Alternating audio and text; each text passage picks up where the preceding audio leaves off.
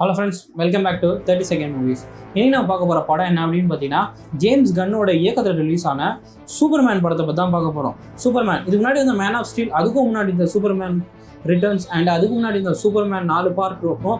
இதுக்கும் என்ன ஒரு வித்தியாசம் அப்படின்னு கேட்டிங்கன்னா, அது எல்லாத்துலேயும் ஆரிஜின் ஸ்டோரிஸ் எல்லாத்தையும் ரொம்ப இன்டெப்த்தாக காட்டியிருப்பாங்க. பட் ஆனால் இதில் ஆரிஜின் ஸ்டோரி அப்படிங்கிறதே காமிக்கல. ஏன்னா டிசி எப்போவுமே புது படம் ரிலீஸ் பண்ணும்போது புதுசாக ஒரு கேரக்டரை ஒரு ஆர்டிஸ்ட்டுக்கு பதிலாக கொண்டு வரும்போது அந்த சூப்பர்மேனை பற்றின அந்த ஆரிஜின் பார்த்திங்கன்னா கொஞ்சம் இன்டெப்த்தாக பார்த்துருப்பாங்க. பட் ஆனால் இந்த இதில் எப்படின்னா படத்துக்குள்ளே ஒரு சின்ன ஒரு வீடியோ மட்டும் தான் இருக்கும்.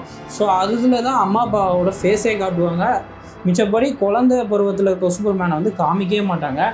இது இந்த படத்தோட டிஸ்அட்வான்டேஜாக இருந்தாலும் ப்ளஸ் அப்படின்னு பார்த்தீங்கன்னா கொஞ்ச நேரம் கூட படத்தை கண் அசைக்காத அளவுக்கு ஆக்ஷன் சீன்ஸும் ஒரு விஷயமும் விஷுவல்ஸும் அடுத்தடுத்த விஷயத்தில் ஸ்க்ரீன் பிளேயில் டேரக்டர் வேறு லெவலில் விளாண்டுருக்காரு அப்படின்ட்டே சொல்லலாம். ஸோ படம் பார்க்க ரொம்ப நீட் அண்ட் க்ளீனாக சூப்பராக ஒரு நல்ல ஒரு சூப்பர் ஹீரோ படம் பார்த்து ஒரு ஃபீல் இருந்துச்சு.